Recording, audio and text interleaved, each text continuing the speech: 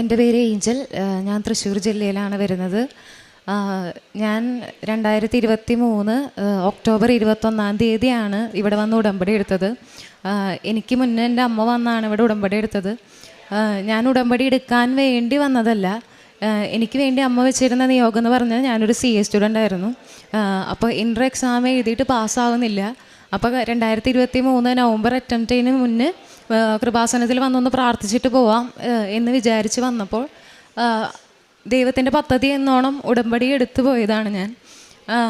ആ അറ്റംപ്റ്റ് നല്ലോണം പഠിച്ചിട്ടുണ്ടായിരുന്നു. നവംബർ 23 ഞാൻ എക്സാം എഴുതി കഴിഞ്ഞ് ഞാൻ വീട്ടിൽ വന്നു കഴിഞ്ഞപ്പോൾ എനിക്ക് നല്ല കോൺഫിഡൻ്റ് ആയിരുന്നു ഞാൻ എക്സാം പാസ്സാവും.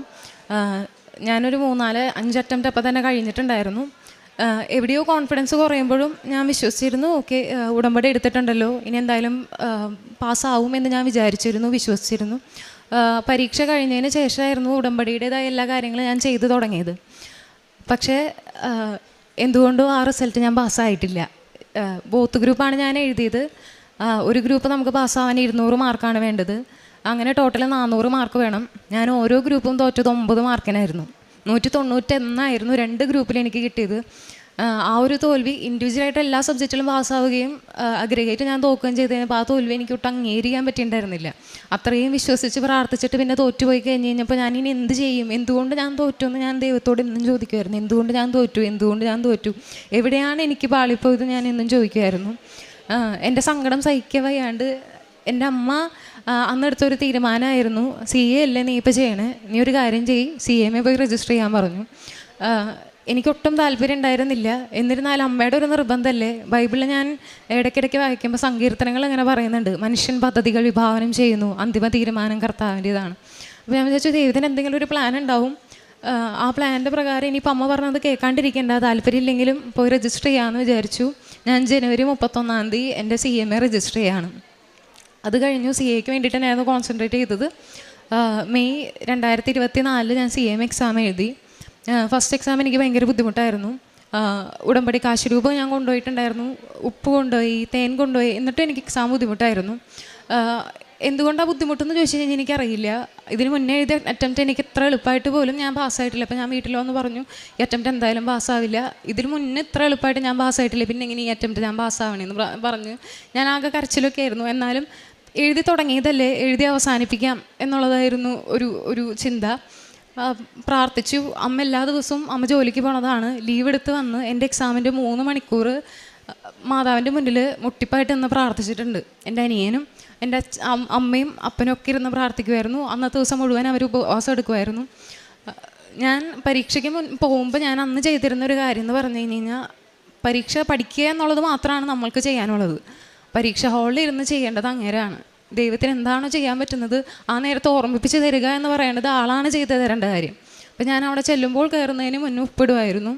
ക്വസ്റ്റ്യൻ പേപ്പറിൽ ഒരു നുള്ളുപ്പിടും, ആൻസർ ഷീറ്റിൽ ഒരു നുള്ളുപ്പിടും, വിശ്വാസ പ്രമാണം ചെല്ലും. എന്നിട്ട് ഞാൻ പറയും എൻ്റെ കഴിഞ്ഞു, നിനക്ക് എന്താ ചെയ്യാനുള്ളത് നീ ചെയ്തോ, നിൻ്റെ നാമം മഹത്വപ്പെടട്ടെ, നിൻ്റെ നാമം മഹത്വപ്പെടുത്താൻ വേണ്ടി ഞാനൊരു കണ്ണിയാവുമെന്നുണ്ടെന്നുണ്ടെങ്കിൽ നീ അതെന്നെ ആക്കിക്കോളുക, അല്ല നിനക്കതിലും നല്ലൊരു പ്ലാൻ ഉണ്ടാവുമെന്ന് എനിക്കറിയാം, ആ പ്ലാന് നീ എന്നെ ഒരുക്കിക്കൊള്ളുക. അതായിരുന്നു ഞാൻ പ്രാർത്ഥിച്ചുകൊണ്ടിരിക്കേണ്ടായിരുന്നത്. എക്സാം ബുദ്ധിമുട്ടായിരുന്നു, ജയിക്കില്ല എന്ന് എനിക്ക് ഉറപ്പായിരുന്നു. ഞാൻ വീട്ടിൽ പറഞ്ഞു പ്രതീക്ഷ ഒന്നും വേണ്ട, ജയിക്കില്ല ഉറപ്പാണ്.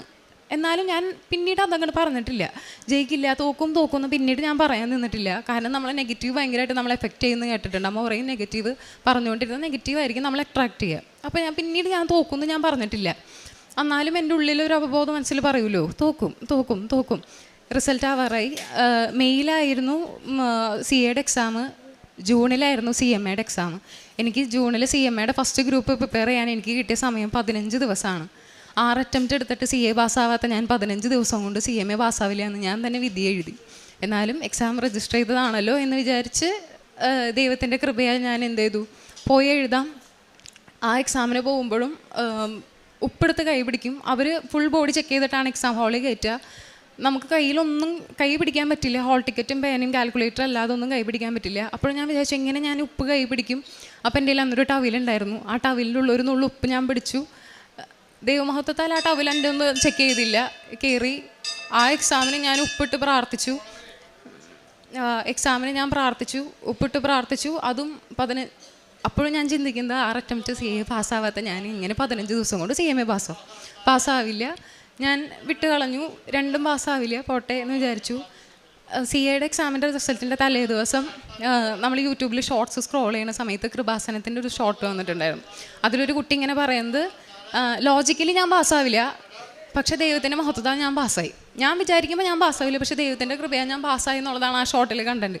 അപ്പോൾ ഞാൻ വിചാരിച്ചു, ഇത്രയും ഷോർട്ട് ഞാൻ കണ്ടിട്ടും അത്രയും നെഗറ്റീവായിരുന്ന നേരത്തെ എനിക്കൊരു പോസിറ്റീവ് ഒരു സ്പൈറ്റ് തരാൻ വേണ്ടിയിട്ട്, അല്ലെങ്കിൽ ഒരു പോസിറ്റീവായിട്ട് എന്തെങ്കിലും ഒരു ഗ്ലിംസ് തരാൻ വേണ്ടിയിട്ടായിരിക്കും അതെന്ന് വിചാരിച്ചു.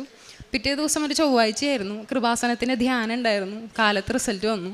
വാട്സപ്പിൽ മെസ്സേജുകൾ തുരുതുരാ വരുന്നുണ്ട്, റിസൾട്ട് എന്തായെന്ന് ചോദിച്ചു. അമ്മ പറഞ്ഞു, ധ്യാനം കണ്ടതിന് ശേഷം എന്തായാലും 4 തൂക്കം അല്ലെങ്കിൽ ജയിക്കും, ഇതിലും കൂടുതലൊന്നും സംഭവിക്കാൻ പോണില്ല, റിസൾട്ട് ധ്യാനം വന്നതിന് ശേഷം നോക്കിയാൽ മതി എന്ന് പറഞ്ഞു. ധ്യാനം കണ്ടു കഴിഞ്ഞു, പ്രാർത്ഥനകളെല്ലാം ചൊല്ലി, റിസൾട്ട് നോക്കി.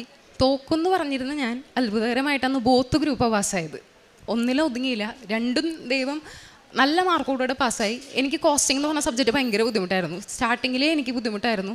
ആ കോസ്റ്റിംഗ് എന്ന് പറഞ്ഞ സബ്ജക്റ്റിൽ എനിക്ക് 66 മാർക്ക് എക്സംഷനോടുകൂടിയാണ് ദൈവം പാസ്സാക്കി തന്നത്. 66-65 മാർക്ക് എനിക്ക് ദൈവം തന്നു. തോക്കുമെന്ന് പറഞ്ഞ അതിൽ എനിക്ക് എക്സംഷൻ തന്ന് ദൈവനെ പാസ്സാക്കി. അതോടുകൂടെ കഴിഞ്ഞില്ല ദൈവത്തിൻ്റെ കൃപ.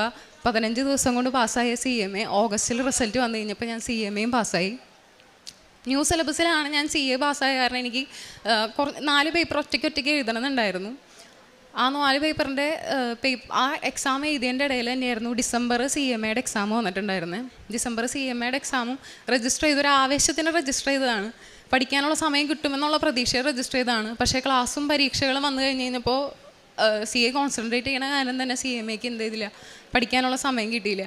അപ്പോഴും ഞാൻ ദൈവത്തോട് ചോദിച്ചു, ദൈവം ഇതും പഠിക്കാണ്ട് തന്നെ പരീക്ഷ എഴുതാനാണല്ലോ ഒരു നിയോഗമായിട്ട് നീ കണ്ടിരിക്കണേ. അതിലും എനിക്ക് കറക്റ്റ് കിട്ടിയിരിക്കുന്നത് 15 ദിവസമാണ്. എൻ്റെ CMAയുടെ ഒരു പേപ്പറിൻ്റെ എക്സാം കഴിഞ്ഞ് പിന്നെ 15 ദിവസം തിട്ടപ്പെട്ട ഒരു 15 ദിവസം ഉണ്ട് എനിക്ക് CMAയുടെ എക്സാമിന് പഠിക്കാൻ വേണ്ടിയിട്ട്, സെക്കൻഡ് ഗ്രൂപ്പിന് പഠിക്കാൻ. ഞാൻ അപ്പോഴും ഉപ്പിട്ട് പ്രാർത്ഥിച്ചു. പുസ്തകം കിട്ടുമ്പോഴും ഞാൻ ഉപ്പിട്ട് പ്രാർത്ഥിച്ചുമായിരുന്നു. ഇടവിടാതെ ഞാൻ പ്രാർത്ഥിച്ചുകൊണ്ടിരുന്നു. ഓരോ പേജ് മറയ്ക്കുമ്പോഴും ഞാൻ പ്രാർത്ഥിച്ചുകൊണ്ടിരുന്നു, ദൈവമേ നിനക്കാണ് ചെയ്യാൻ പറ്റിയ എനിക്ക് ഓർമ്മയില്ല. ഞാൻ എന്തെങ്കിലും പഠിച്ചിട്ടുണ്ടോ എന്ന് ചോദിച്ചു കഴിഞ്ഞാൽ എനിക്കറിയില്ല. എന്തൊക്കെയോ ഞാൻ പഠിച്ചിട്ടുണ്ട്, എന്താ ഞാൻ എഴുതിയെന്ന് എനിക്കറിയില്ല. എക്സാം ഞാൻ അമ്മോട് പറഞ്ഞു, ഞാൻ വെറുതെ പോയി എഴുതിയിട്ട് വരാം, അമ്മയുടെ ആഗ്രഹമല്ലേ, ആഗ്രഹം ഇങ്ങോട്ട് നടക്കട്ടെ. എഴുതിപ്പോയി. ഇന്നലെയായിരുന്നു CMAയുടെ റിസൾട്ട് വന്നത്.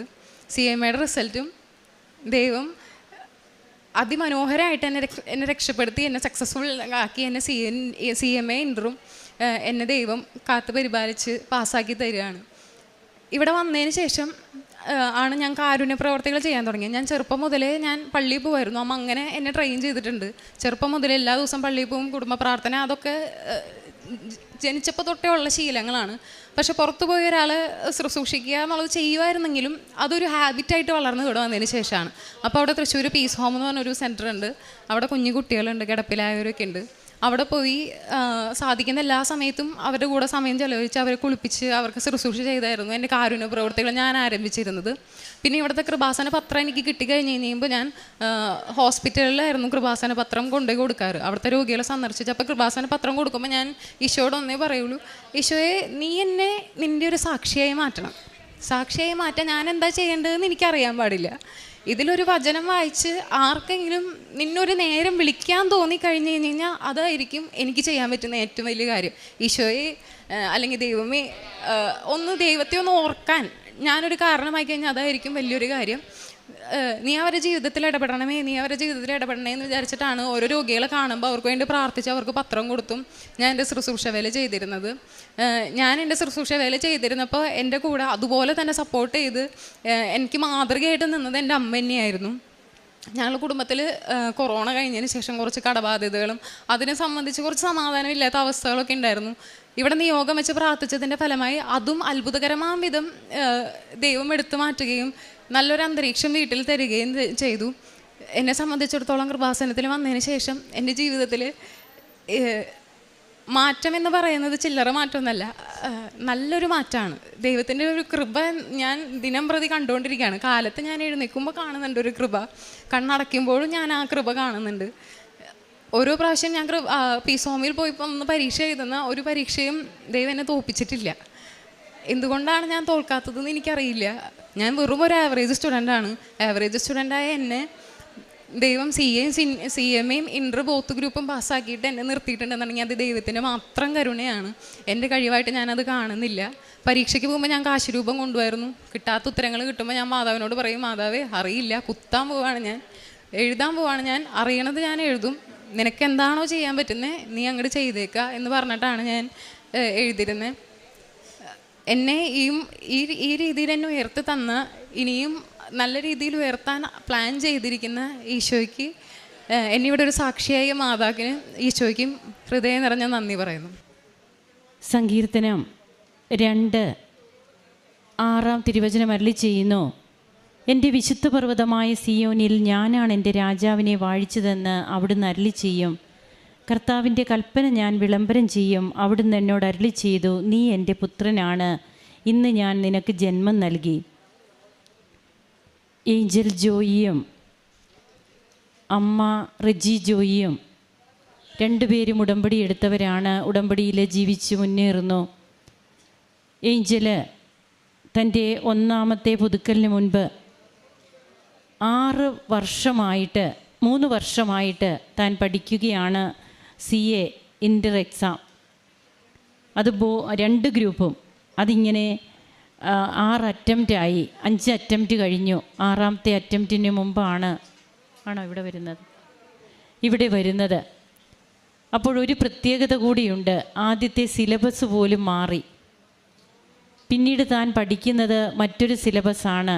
അതായത് ആദ്യത്തെ ടെക്സ്റ്റ് അത് മാറിയിട്ട് മറ്റൊരു ടെക്സ്റ്റ് പഠിച്ചാണ് പിന്നീട് ഈ മകൾ എഴുതേണ്ടി വന്നത്.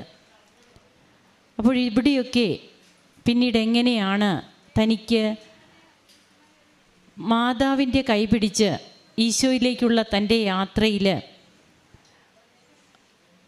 തനിക്ക് നഷ്ടമായതൊക്കെ പിന്നീട് ലാഭമായിട്ട് തനിക്ക് എങ്ങനെ മാറുന്നു. അങ്ങനെ താൻ CA പാസ്സാകുന്നു, 2 ഗ്രൂപ്പും പാസ്സാകുന്നു. അതുപോലെ CMAക്ക് ജോയിൻ ചെയ്തിരുന്നു. അതും 15 ദിവസം കൊണ്ട് ഈ മകൾക്ക് ആ ഒരു എക്സാമും കംപ്ലീറ്റ് ചെയ്യാനായിട്ട് സാധിക്കുന്നു. ആദ്യമേ കുറച്ചൊക്കെ നിരാശ തോന്നി. ഉടമ്പടി എടുത്തതിന് ശേഷവും ഒന്ന് ഫെയിലായി. അപ്പോൾ ഏറ്റവും എളുപ്പമെന്ന് താൻ തനിക്ക് അനുഭവപ്പെട്ടിരുന്ന ആ എക്സാം ഫെയിലായി. ആദ്യമൊന്ന് പതറിയെങ്കിലും പിന്നീട് ഉറച്ചു നിൽക്കുകയാണ്. തിരുവചനം അപ്പോൾ അരുളി ചെയ്യുന്നു നമ്മോട്, നീ എൻ്റെ പുത്രനാണ്, ഇന്ന് ഞാൻ നിനക്ക് ജന്മം നൽകി. അങ്ങനെ കർത്താവിൻ്റെ പുത്രനായിട്ട് ഓരോ വ്യക്തികളെയും അവിടുത്തോട് ചേർത്ത് നിർത്തുന്ന ഉടമ്പടിയുടെ ഉടനടി പരിഹാര മാർഗങ്ങൾ അത് പിന്നീട് തൻ്റെ ജീവിതത്തിൽ തെളിഞ്ഞതും തനിക്ക് വന്ന മാറ്റങ്ങൾ, തൻ്റെ ശുശ്രൂഷ മനോഭാവത്തിലൊക്കെ വന്ന മാറ്റങ്ങൾ, തൻ്റെ കുടുംബം ഒന്നാകെ ഇന്നെങ്ങനെയാണ് ഏറ്റവും നല്ല രീതിയിൽ ഈശോയെയും അമ്മയെയും സ്നേഹിച്ച് മുമ്പോട്ട് പോകുന്നത്. അങ്ങനെ തനിക്ക് ഇത്രയേറെ കൃപകൾ ലഭിച്ചത് തൻ്റെ കാരുണ്യ പ്രവർത്തനങ്ങളിലും പ്രേക്ഷിത പ്രവർത്തനങ്ങളിലൂടെയും താൻ എപ്പോഴൊക്കെ ഒരു ആതുര ശുശ്രൂഷ ചെയ്യുവാനായിട്ട് ഒരു ഭവനത്തിൽ താൻ എപ്പോഴൊക്കെ പോയിരുന്നോ അന്നൊക്കെ തനിക്ക് വിജയം കൊണ്ടാണ് താൻ തിരിച്ചു വരുന്നതെന്നാണ് ഈ മകളിവിടെ സാക്ഷ്യപ്പെടുത്തുക. അങ്ങനെ തൻ്റെ ജീവിതത്തെ മുഴുവനായും ഉടമ്പടി മറ്റൊരു ബോധ്യങ്ങൾ നൽകി തന്നെ അനുഗ്രഹിക്കുന്ന പുതിയ വഴികളിലേക്ക് തന്നെ കൊണ്ടുവന്നെത്തിച്ചു എന്ന് ഈ മകളിവിടെ പറയുകയാണ്. അമ്മമാർ മക്കളെ എങ്ങനെയാണ്, അമ്മമാരുടെ ഉടമ്പടിയിലൂടെ മക്കളെങ്ങനെ കർത്താവിലേക്ക് അടുക്കുന്നു എന്നുള്ളത് തന്നെയാണ് നമുക്കിവിടെ കാണുവാൻ കഴിയുക. ഈ മകളും അതുതന്നെയാണ് ഇവിടെ പറഞ്ഞതും. നമുക്ക് ദൈവത്തെ മഹത്വപ്പെടുത്താൻ കരങ്ങളടിച്ച് ഈശോയ്ക്കും അമ്മയ്ക്കും നന്ദി പറയാം. അത്യപൂർവ ദൈവാനുഭവങ്ങൾ ഇനി നിങ്ങൾക്കും സ്വന്തം. ഈ യൂട്യൂബ് ചാനൽ ഇതുവരെ സബ്സ്ക്രൈബ് ചെയ്തിട്ടില്ലെങ്കിൽ ഇപ്പോൾ തന്നെ സബ്സ്ക്രൈബ് ചെയ്യുക. ഈ വീഡിയോ ഇപ്പോൾ തന്നെ നിങ്ങളുടെ സുഹൃത്തുക്കൾക്ക് ഷെയർ ചെയ്തുകൊണ്ട് കർത്താവിൻ്റെ പ്രേക്ഷിതരാകുക.